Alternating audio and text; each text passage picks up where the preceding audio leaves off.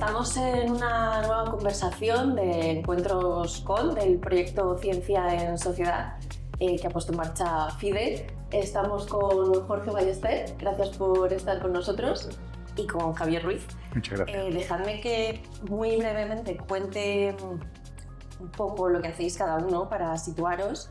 Jorge Ballester, eres director de Comunicación Interna y Relación con los Medios de Elecnor S.A., eres director de la Fundación Elecnor y desde hace un tiempo también director general de la Fundación Data for Science, que es de lo que ahora vamos a hablar. Y Javier Ruiz, eres doctor en Ciencias Biológicas, has desarrollado tu carrera en distintos institutos oceanográficos en Canadá, en Reino Unido, en la Universidad de Cádiz, y ahora eres profesor de investigación en el Instituto de Ciencias Marinas de Andalucía, que creo que depende del CSIC, vale, si no lo digo mal. Y fuiste director general del Instituto Español de Oceanografía entre 2020 y 2024. Correcto. Pues nada, muchas gracias a los dos y vamos a empezar. La idea es, con la excusa del proyecto Ulises Data for Science, luego ampliarlo un poco a todo lo que es ya la economía azul, que además nos explicarás que hay distintos, ¿no?, conceptos de ello, luego hablamos. Jorge, la pregunta más básica, ¿qué es el proyecto Ulises Data for Science que habéis impulsado desde hace 1 o 2 años desde la Fundación Elecnor y otras instituciones? Voy a intentar ser breve, porque el proyecto Ulises es un proyecto global con muchos matices. Pero voy a ser breve, pero yo creo que es importante ver por qué nace el proyecto Ulises Data for Science. El proyecto Ulises nace realmente, el germen es en el periodo del COVID, cuando, como bien has dicho, trabajo en Elecnor, en la Fundación Elecnor, y cuando nos damos cuenta que en una situación tan complicada, nos damos cuenta que las actividades que realiza mi empresa, Elecnor, los servicios esenciales que luego han sido nombrados por prensa y por muchos foros, nos damos cuenta que la actividad que realiza la empresa es una actividad que lógicamente es remunerada por el cliente, pero tú estás haciendo una actividad que está beneficiando directamente a las personas, a su bienestar y a su salud y a su calidad de vida. Nos dimos cuenta en los momentos más crudos del COVID que, que podíais tener pago, energía, Netflix, Movistar, gracias a que nosotros teníamos operarios nuestros que estaban en las trincheras, a pie de calle, trabajando en las circunstancias, mejorando las circunstancias y sobre todo, obviamente, velando por su seguridad y salud, pero en circunstancias muy complicadas, ¿no? Al final de esa reflexión, dentro de la Fundación Elecnor, te refuerza una de las frases, uno de los claims que tenemos en la Fundación Elecnor, que es es el lado humano de la ingeniería. Cómo la ingeniería puede ayudar a las personas, a su calidad de vida, a su salud, ¿no?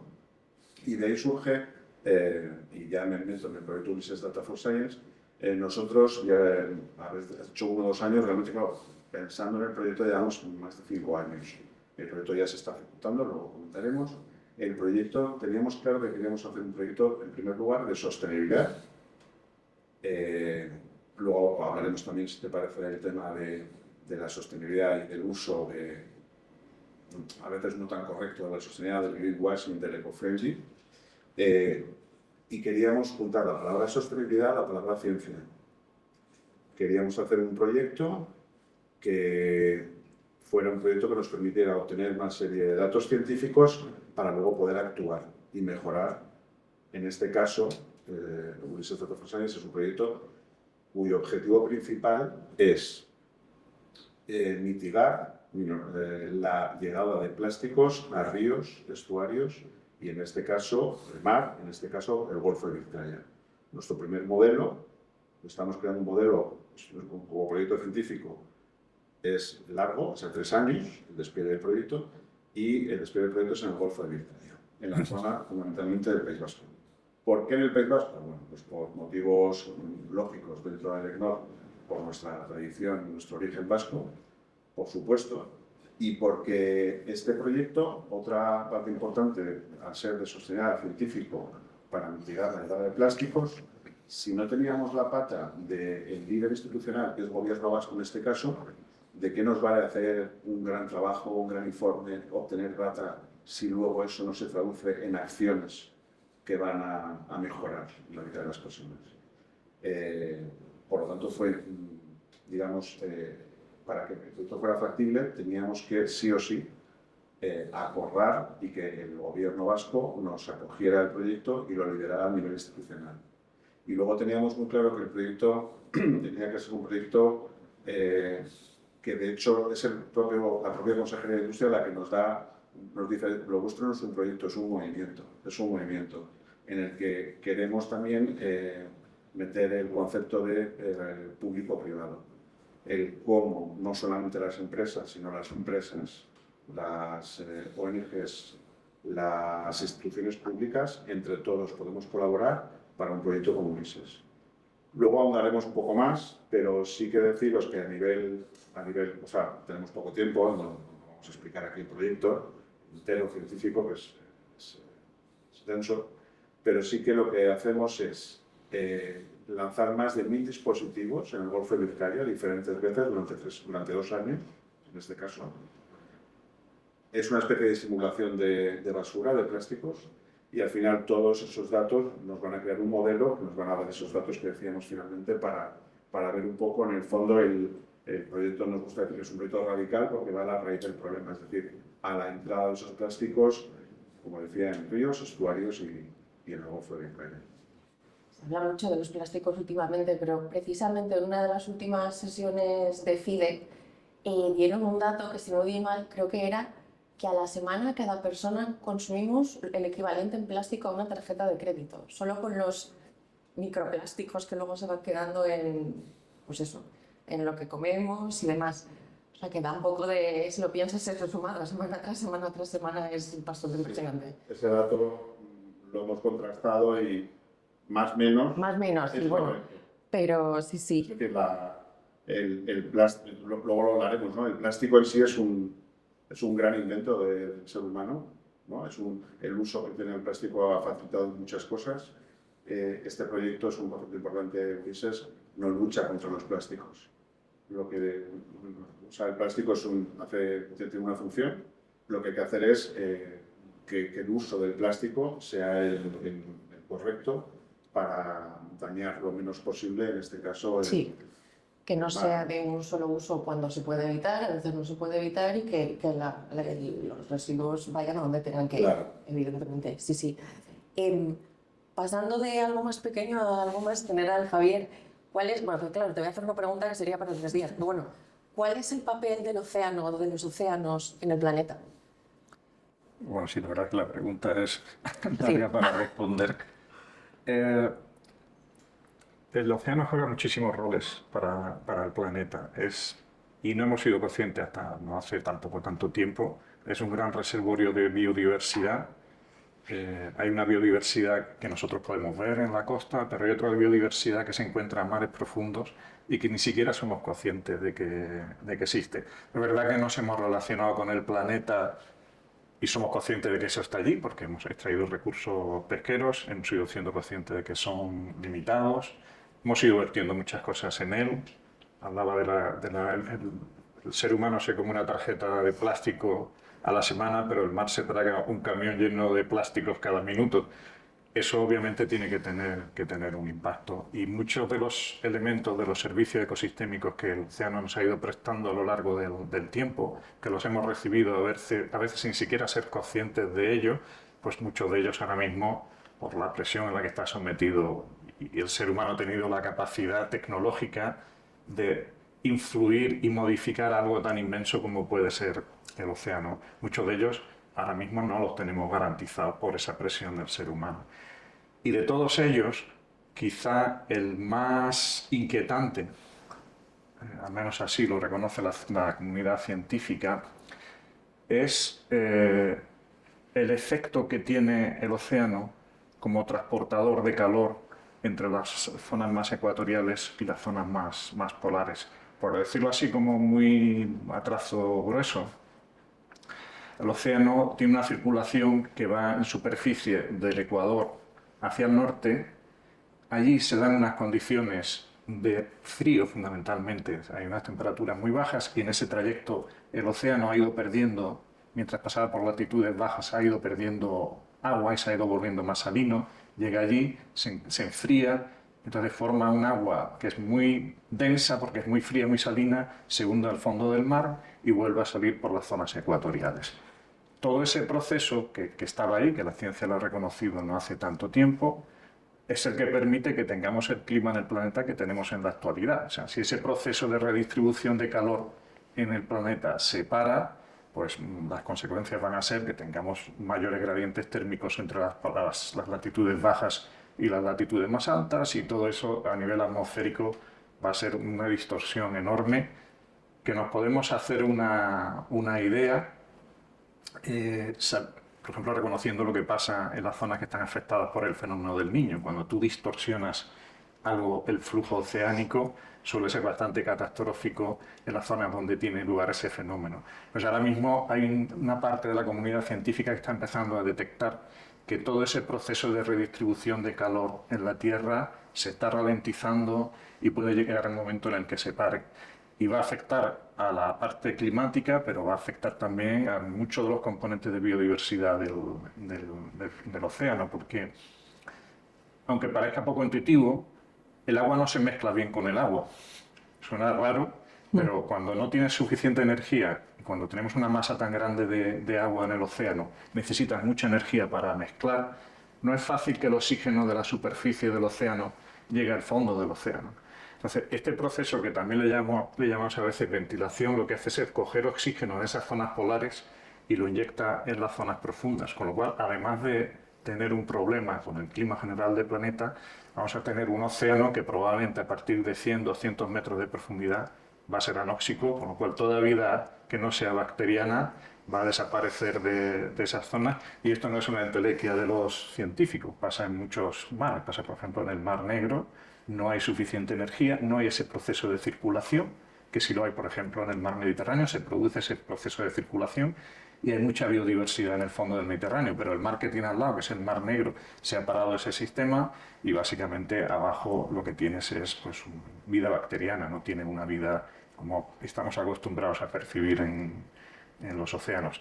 Y además afectará también a todo lo que tiene que ver con los flujos, los gases de efecto invernadero, porque todo este proceso que he descrito, además de meter oxígeno de la superficie de lo que es, o sea, nos imaginamos que llega a la zona norte, introduce oxígeno, introduce CO2 también, el que hemos emitido los seres humanos, y lo captura hacia el fondo del océano. Todo ese proceso también se puede llegar a parar, y el gran papel regulador que tiene el océano en el conjunto de la Tierra, pues en estos momentos a la comunidad científica le genera inquietud.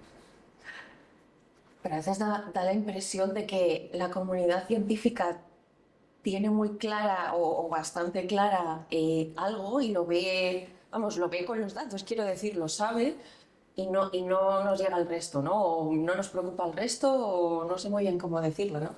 Entonces, al hilo de esto, en la parte del proyecto Ulises Data for Science, que no es menos importante, yo creo, no sé si incluso hasta más, que es toda la parte de divulgación, concienciación y demás. Para que nos cuentes un poco más. Efectivamente, muy interesante lo que comentabas. De hecho, Ulises, como cualquier proyecto científico, tienes que apoyarlo para divulgarlo y para que llegue a las personas, ¿no?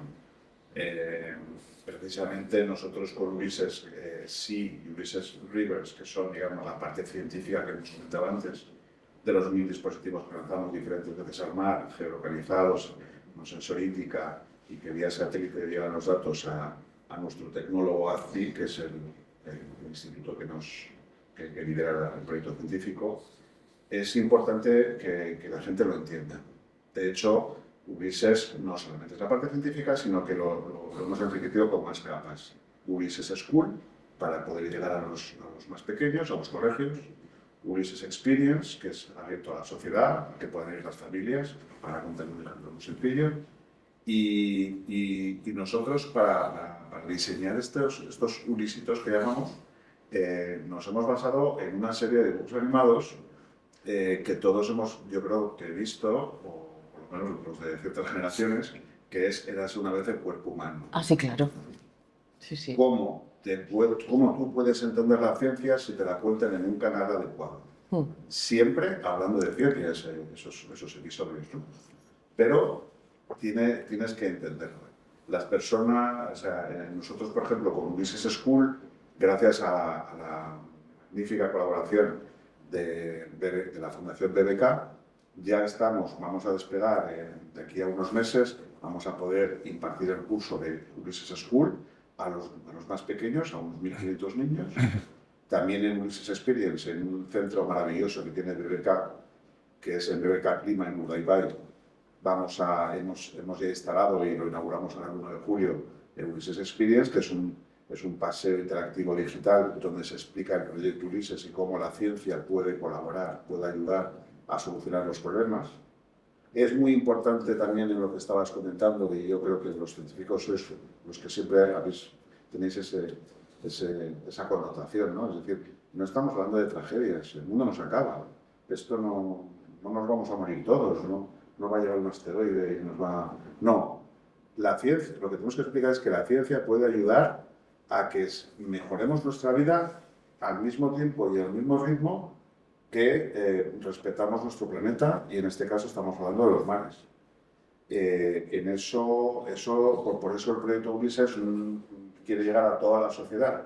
Si nos quedamos en el mundo científico, pues al final hablamos entre nosotros, tiene que llegar. Un ejemplo muy sencillo de cuando tú explicas las cosas de un modo relativamente, más o menos científico, pues yo siempre pongo el ejemplo del cinturón de seguridad. El cinturón de seguridad es una cosa que nosotros tenemos un automatismo que hacemos así. Pero eso hace muchos años, cuando ibas con tus padres, eso no pasaba.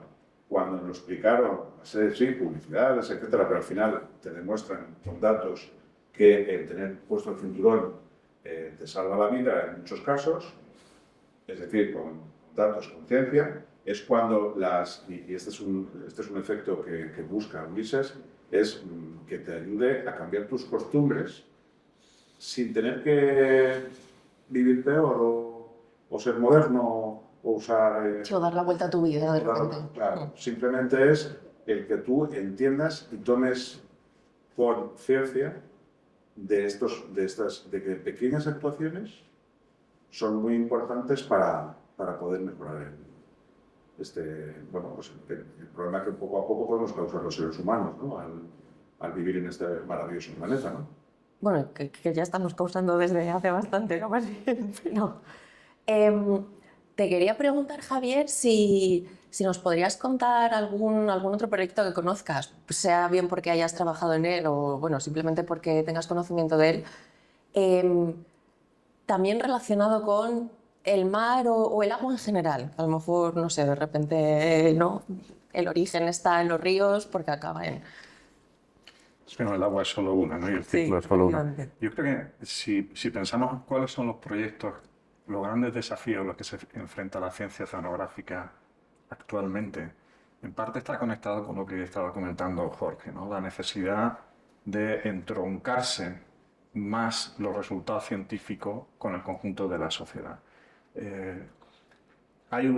Se ha rellenado mucho gap. A veces cuando lo digo entre mis colegas científicos, pues no me miran bien, pero es verdad que hemos conseguido rellenar un gap, un lapso, un espacio importante de falta de conocimiento de científicos en los océanos.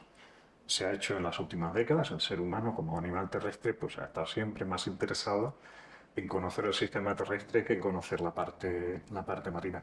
Pero ha habido una transición muy fuerte, dirías, en las últimas 4 décadas, en la cantidad de conocimiento que se ha generado. Y eso ha sido gracias, y en parte refleja la situación en la que estamos hoy en día, ha sido gracias al planteamiento que tú estabas comentando en tu propia pregunta. O sea, vamos a mirar la Tierra como un conjunto.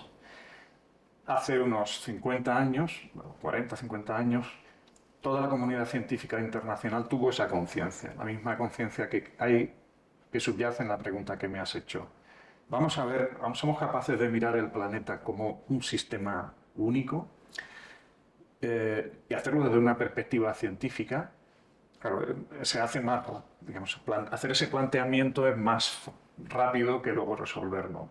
Y se pusieron de acuerdo toda la comunidad científica internacional en lanzar un macro proyecto científico que se denominó IGBP. Tiene las siglas en el fondo, era como estudiar la Tierra y su biosfera. Se comprometieron todos los países con potencia científica, se comprometieron en ese estudio y tenían subprogramas. Uno de esos subprogramas estaba relacionado con los océanos. Y yo tuve la fortuna de vivirlo en ese periodo. Para mí fue como una época dorada. Se comprendió mucho de los procesos de cómo la biología reacciona a la física, cómo fluye la materia en los ecosistemas, cómo el océano es capaz de capturar CO2, cómo lo hace y qué consecuencias tiene. Entonces se generó una cantidad de conocimiento científico enorme sobre la Tierra y en concreto sobre un sistema que es el oceánico, sobre que pues a finales del siglo XX, aunque nos parezca mentira, pero todavía el ser humano no tenía suficiente conocimiento científico. El programa IGBP se cierra a principios del siglo XXI y la gran conclusión que saca el programa IGBP en su cierre, es decir, hemos hecho todo este gran avance, ¿qué le podemos decir a los que nos sucede? Y precisamente en las conclusiones finales del programa IGBP lo que dicen es exactamente lo que está diciendo Jorge. Todo este conocimiento tenemos que ser capaces de proyectarlo sobre la sociedad, porque si no, somos conscientes de que es un conocimiento muy válido, pero si la sociedad no lo asimila de alguna forma, este conocimiento no va a producir todo el valor añadido que tiene la capacidad de producir en la sociedad. Y ahí creo que Europa, que a los europeos nos gusta darnos bastante y Sí. no somos muy generosos con Los nosotros españoles mismos. en particular. Parece que, no sé si los españoles hemos aprendido de Europa, los europeos de nosotros, pero hay una serie de elementos que son muy maduros en las decisiones que se toman a nivel Europa, porque se empieza a generar una legislación que bebe de todo ese conocimiento científico y obliga a que se utilice conocimiento científico para ser implementada. Me estoy refiriendo, en el caso de los océanos, a la Directiva Marco para las Estrategias Marinas y a la Directiva Marco para la Ordenación del Espacio Marítimo. Al implementar esa legislación, utiliza mucho conocimiento que ya existe y además actúa como un motor, como un catalizador de nuevo conocimiento científico, porque obliga a la comunidad científica a ponerse al servicio de decisiones que son de gestionar los océanos. Por eso Javier, el enfoque que nosotros tenemos con el proyecto Ulises refuerza lo que estás diciendo, ¿no? Es decir, si no trabajamos, al igual que el planeta, pues es un ecosistema que trabaja en simbiosis, el mar, la tierra, etc., nosotros o trabajamos esto desde la empresa, las instituciones públicas, nuestros gobiernos, nuestros ayuntamientos, los institutos oceanográficos, la ciencia, la sociedad en general, o al final siempre nos quedamos limitados en el impacto que podemos tener y al final el impacto que queremos tener y la divulgación tiene un solo objetivo, ¿no? Que es actuar, ¿no? O sea, vosotros los científicos trabajáis arduamente en obtener muchos datos, pero para luego poder actuar, ¿no? No solamente es para poder informar. Vuestra finalidad es el que eso sirva para poder actuar, ¿no? Debería. Ese es el objetivo que tenemos todos. Debería porque... Te voy a decir, Jorge, ¿por qué debería? Porque en principio la ciencia no debería ser así. O sea, la ciencia no tiene por qué estar focalizada. Cuando Einstein estaba en su oficina de patentes pensando qué significa viajar a la velocidad de la luz, no tenía ningún actor alrededor que le estuviera pidiendo los resultados. Entonces, hay una parte de la ciencia que no tiene por qué estar asociada a eso. Y luego es verdad que produce un beneficio en el medio y largo plazo.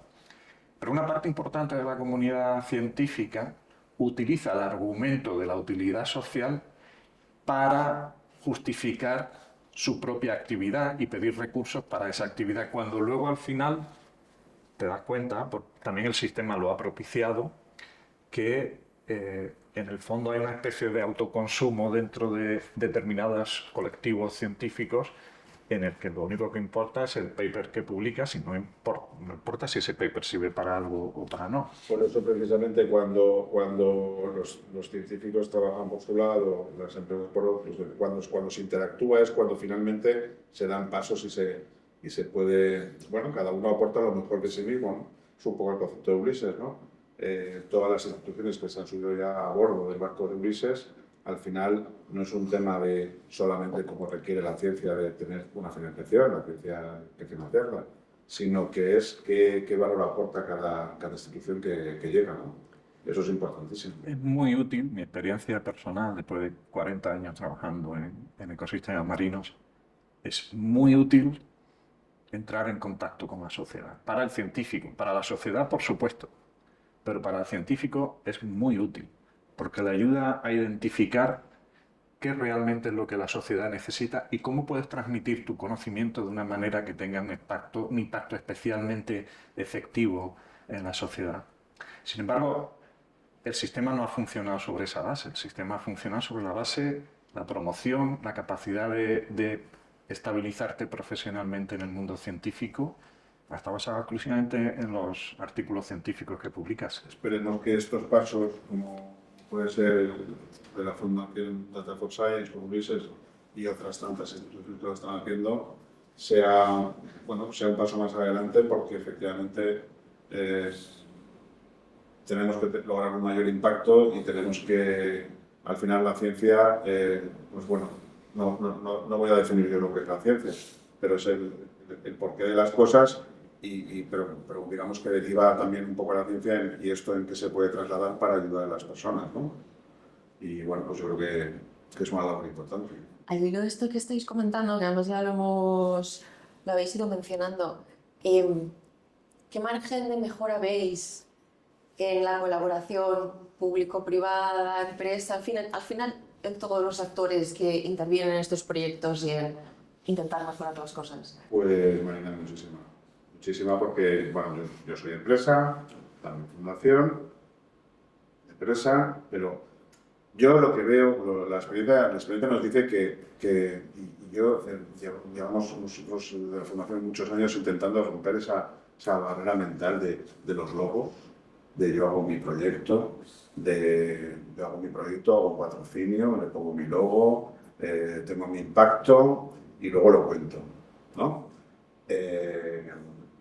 Yo siempre he pensado que los proyectos público-privados, que incluye tanto en la parte pública como en la parte privada todo tipo de instituciones, yo siempre he pensado que 1 más 1 puede ser 3. Y en los proyectos que nosotros con la Fundación, en este caso el IGNOR, hemos realizado, es así. Es decir, el trabajar conjuntamente, ciencia con empresa, universidad con empresa, te das cuenta que potencian los proyectos de una manera exponencial. Porque nosotros tendemos a ser, pues, la universidad, los científicos, las empresas, porque tendemos un poquito a la endogamia, ¿no? Pero en cuanto te mezclas con entre comillas, con el contrario, que no es el contrario, es un colaborador, claramente es relevante. La empresa, además, yo creo que más allá de que ahora es una cultura que se está implantando, pero yo creo que nos hemos dado cuenta, antes las empresas, pues bueno, una empresa que era, pues una empresa es un ente que tiene un negocio y que tiene que tener beneficio, ¿vale? Pero nos hemos dado cuenta desde hace ya muchos años que según qué tipo de empresa, la actividad que tú realizas, crea un impacto en la sociedad muy potente.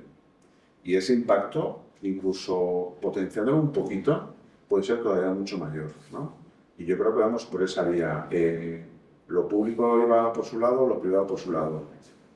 Por favor, vamos a poner lo mejor de todos para tener mayores impactos en la sociedad. Y, por supuesto, nosotros llevamos muchísimos años trabajando con las universidades y se ve claramente que la calidad y el valor de los proyectos que se realizan cuando hay diferentes partes son mucho mejores. Sí, no sé si tú estás de acuerdo. No puedo estar más de acuerdo.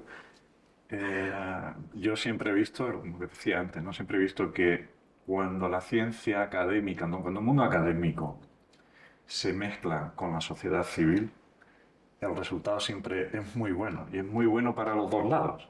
Muy bueno porque, claro, hay una parte grande de la ciencia que no puede desarrollarse en la empresa.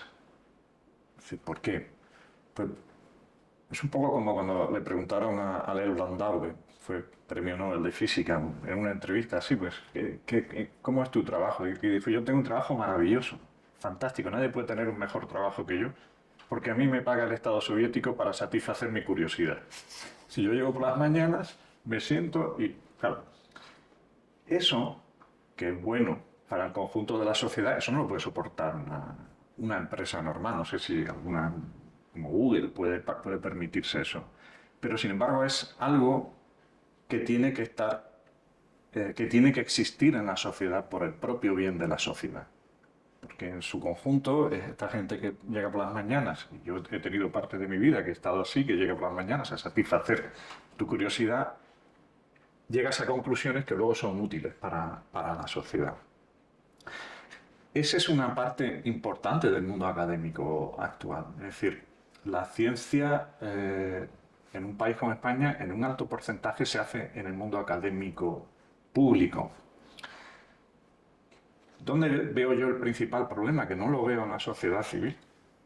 El principal problema lo veo, como decía antes, en la manera en la que se ha evaluado a los científicos. Si un científico empieza a trabajar con una empresa o a resolver un problema para la administración pública, no tiene que ser solo, en su proceso de evaluación va a contar poco, hasta ahora.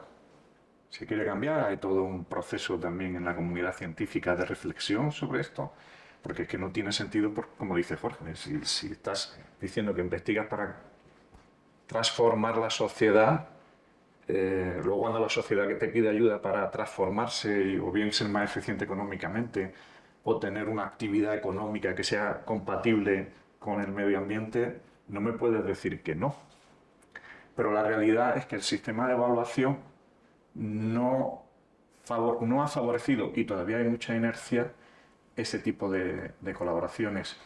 Y para mí es, como he dicho ya varias veces, es absolutamente esencial y absolutamente positiva para los dos actores. En alguna ocasión percibo, además de esta inercia o de la propia rigidez legal que hay al respecto, no en la parte privada, que tenéis menos restricciones de tipo legal, pero la parte pública concibe a la investigación como una actividad de la administración pública.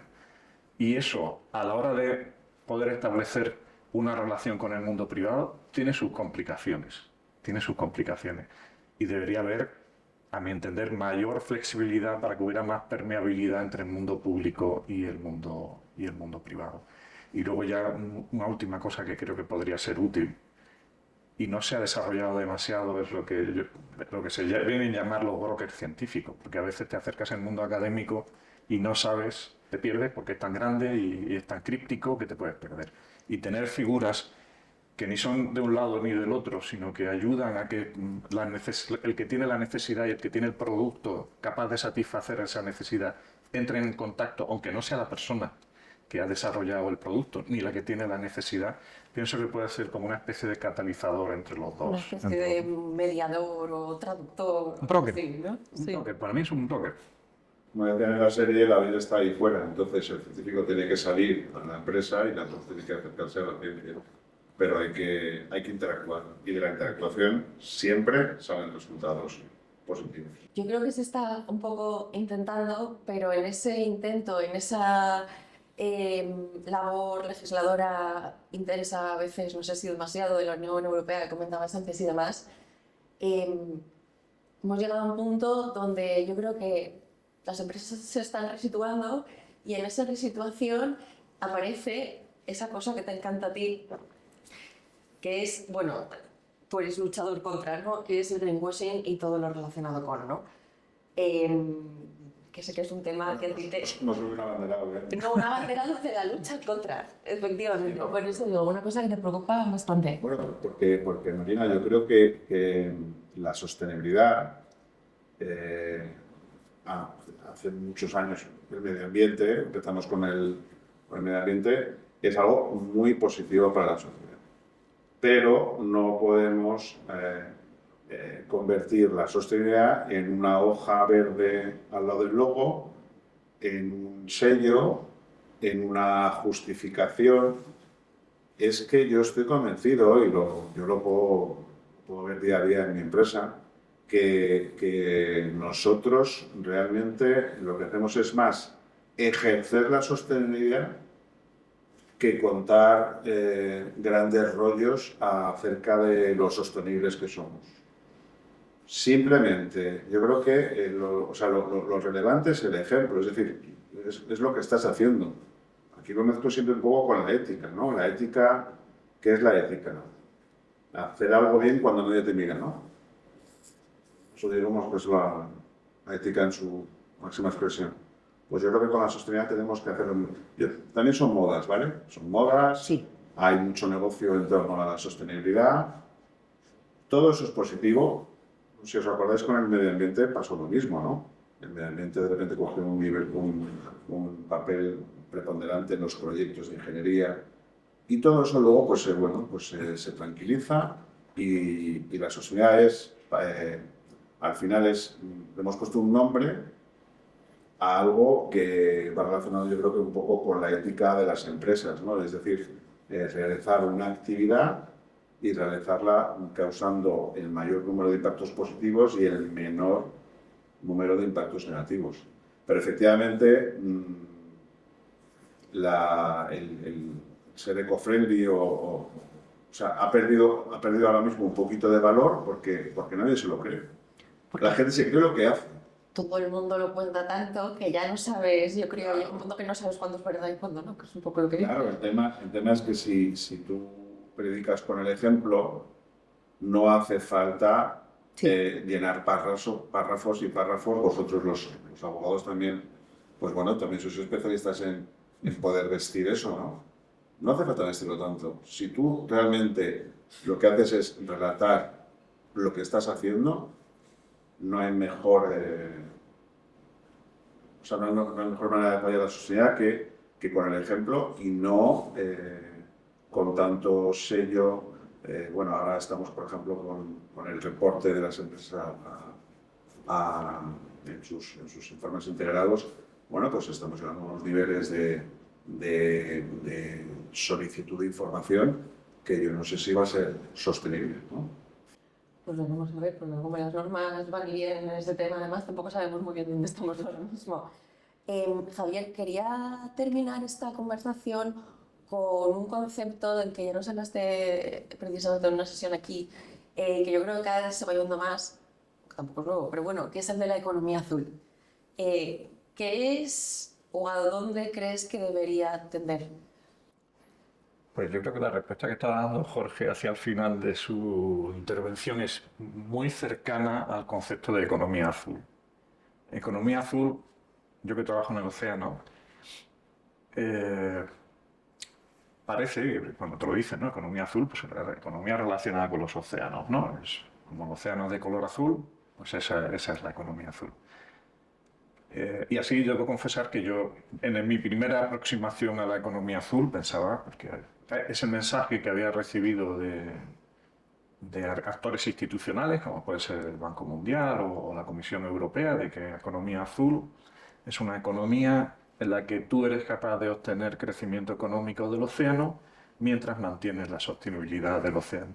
Pero cuando buceé un poquito más en el concepto de la economía azul, me pareció muchísimo más desafiante e interesante lo que hay detrás, porque de hecho en el origen de la economía azul, en el origen del concepto, la persona que la acuña, que es Gunter Pauli, para nada se refería exclusivamente al océano.